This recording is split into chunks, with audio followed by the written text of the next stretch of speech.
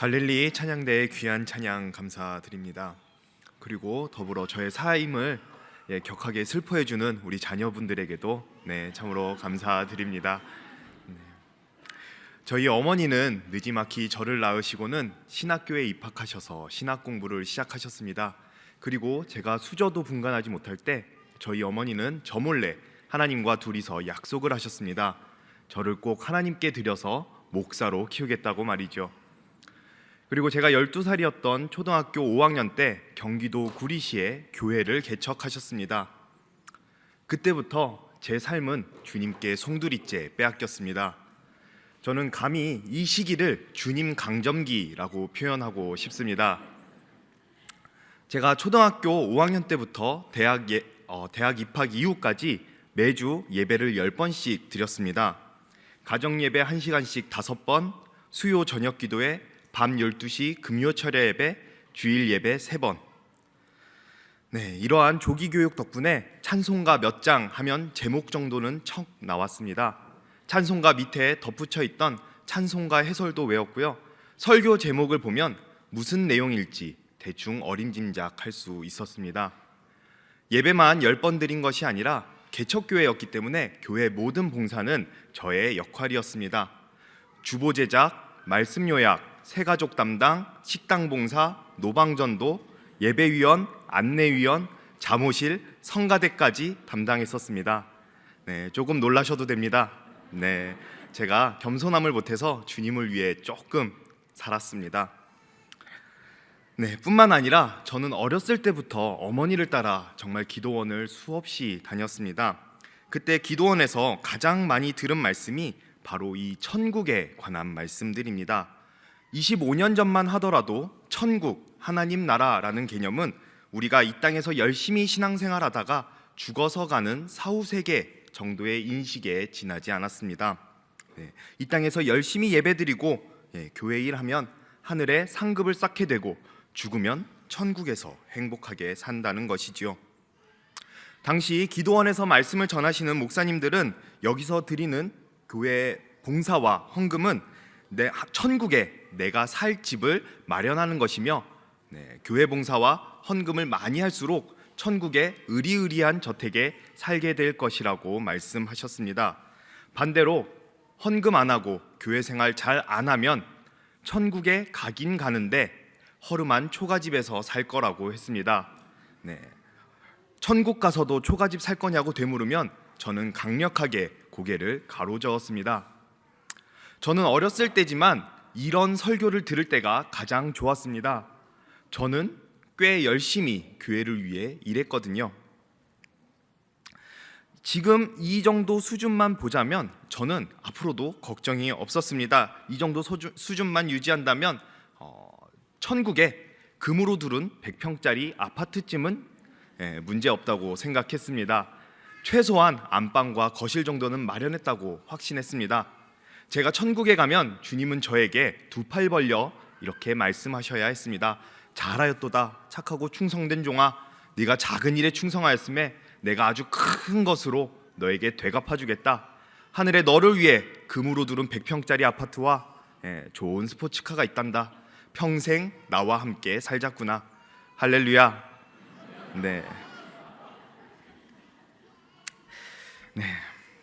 오늘 예수님이 이야기해 주신 본문 앞 19장 말미에는 한 청년이 등장합니다. 한 청년이 예수님을 찾아와 묻습니다.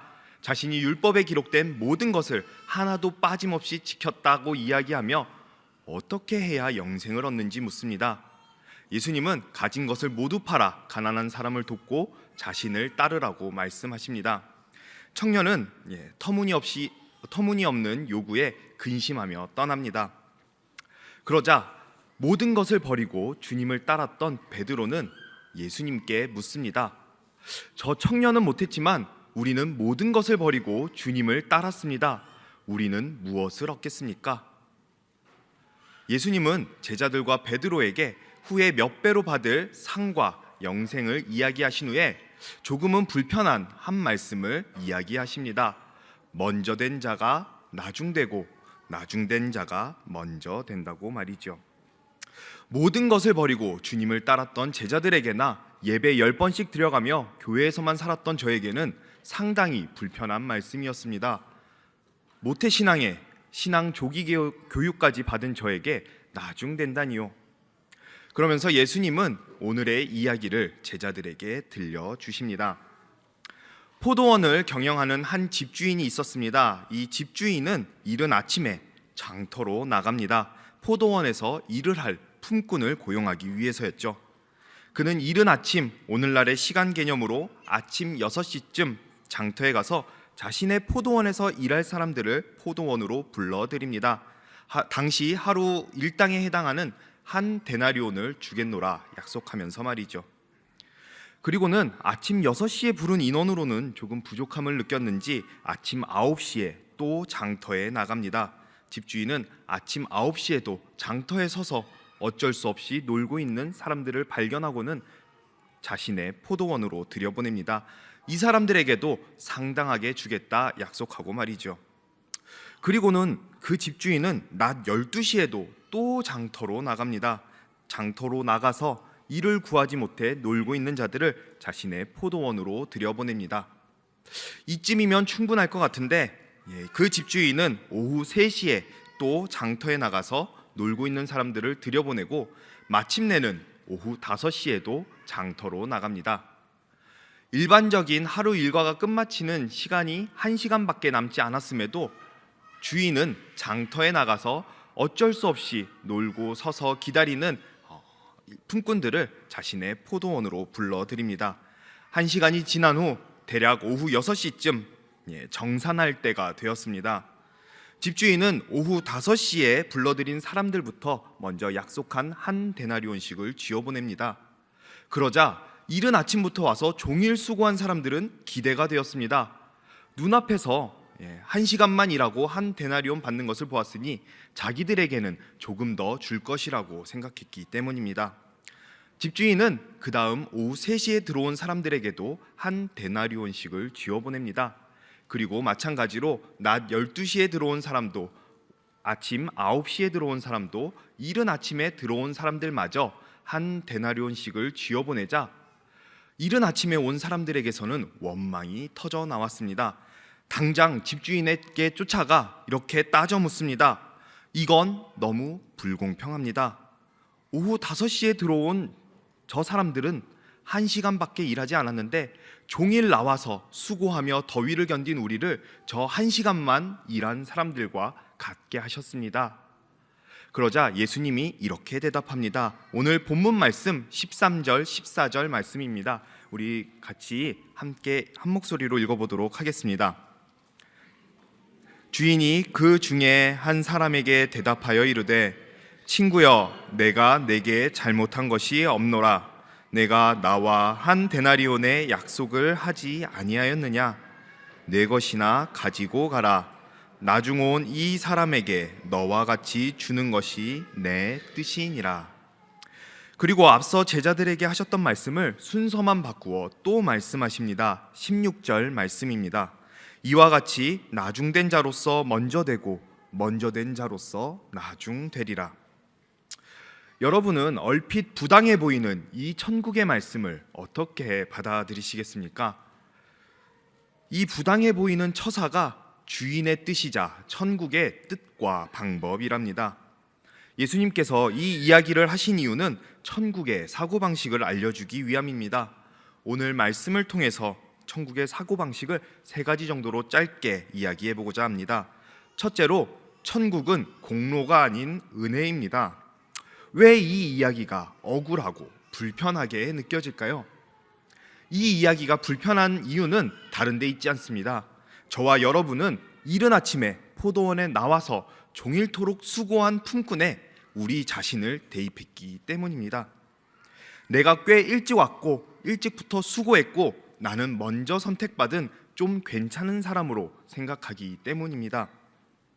일찍 온 사람들의 따져 묻는 말이 옳아 보이지만 가만히 생각해 보면 일찍 와서 일한 품꾼들도 주인이 불러주지 않았다면 딱히 별다른 대책이 없는 사람들이었습니다. 집주인이 불러주지 않았다면 그들도 장터에서 놀고 있었겠지요. 이른 아침에 온 사람들은 포도농사 자격증이 있어서 혹은 좋은 장비와 해박한 지식이 있어서 부름을 받은 것이 아니었습니다.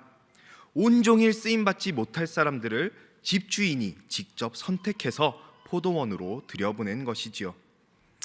이처럼 천국은 공로가 아닌 은혜입니다. 일 없어 놀 수밖에 없는 저희를 부르신 것도, 교회와 하나님 나라를 섬길 수 있는 기회를 주신 것도, 각자의 삶에서 하나님의 뜻과 방법을 고민하며 실현하게끔 살게 하시는 것도 나의 능력이 아닌 온전히 주님의 선택과 은혜인 것이죠. 설사 우리가 좀 일찍 왔고 신앙생활을 잘했고 열심히 했고 넘치는 지식이 있더라도 우리의 모든 존재는 우리의 힘과 노력으로 된 것이 아닙니다. 우리를 부르신 주님의 은혜입니다. 이러한 주님의 은혜를 고백하는 것이 바로 저와 여러분이 해야 할 첫 번째 천국의 사고방식입니다. 둘째로, 비교하지 않는 것입니다.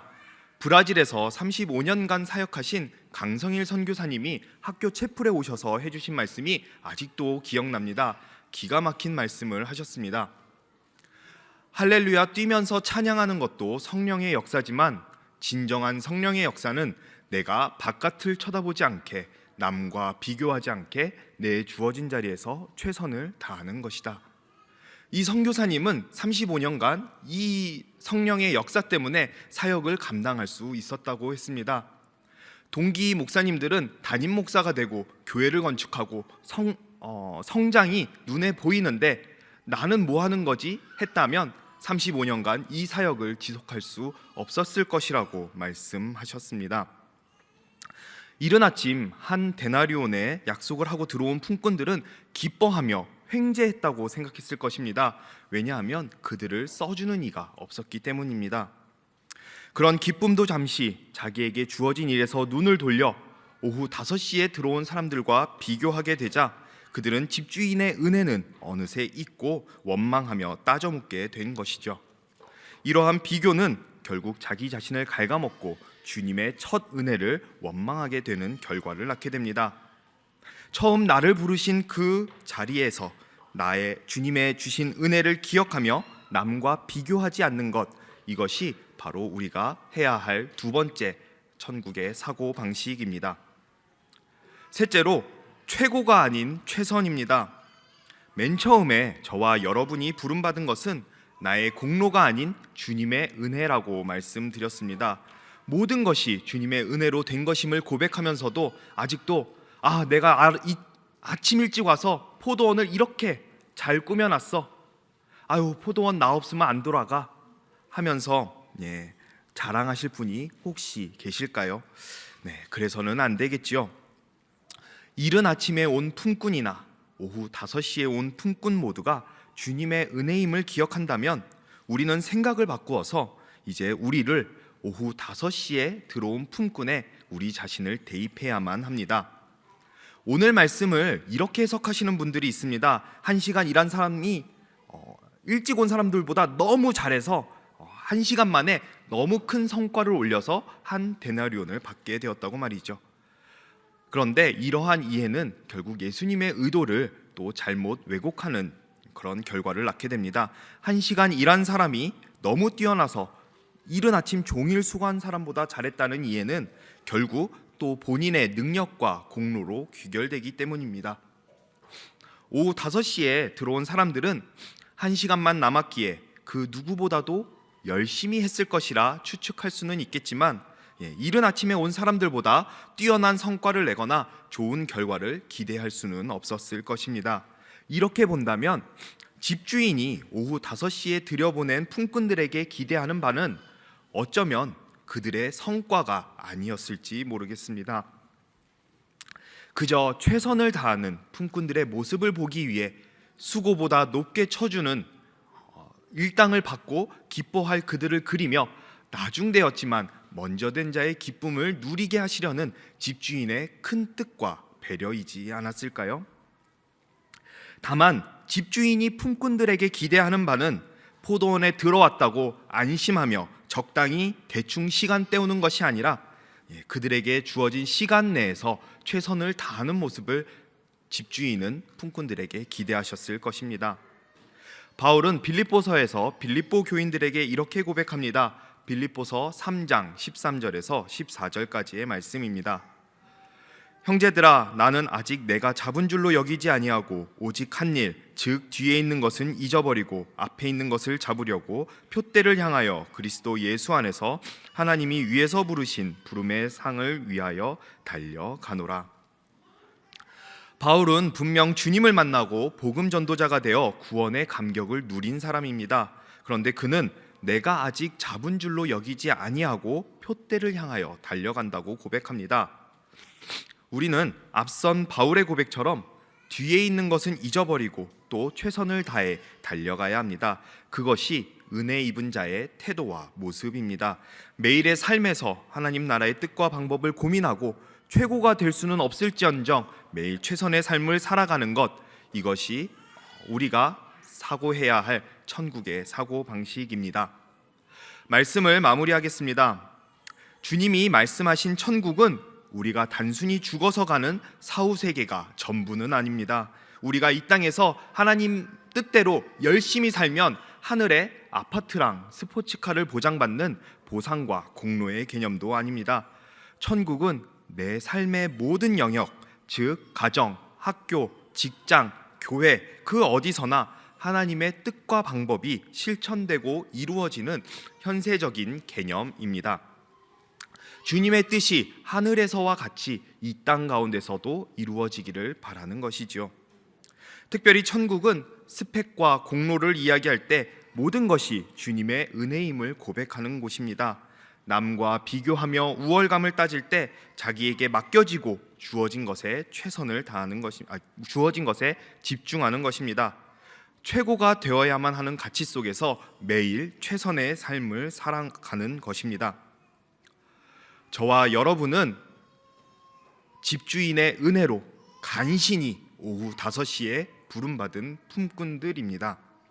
집주인의 은혜를 기억하고 남과 비교하지 않으며 매일의 삶에서 최선을 다해 이 땅에서 천국의 삶을 살아가는 저와 여러분들이 되기를 진심으로 소망합니다. 기도하겠습니다. 사랑의 주님, 세상 모두가 스펙과 공로를 이야기할 때 모든 것이 주님의 은혜임을 고백하게 하옵소서. 남과 비교하며 우월감을 따지지 않게 하시고 각자에게 맡겨지고 주어진 것에 집중하게 하옵소서. 최고보다는 매일 최선의 삶을 살아가는 저희 모두가 되게 하옵소서. 감사드리며 예수 그리스도의 이름으로 기도드립니다. 아멘.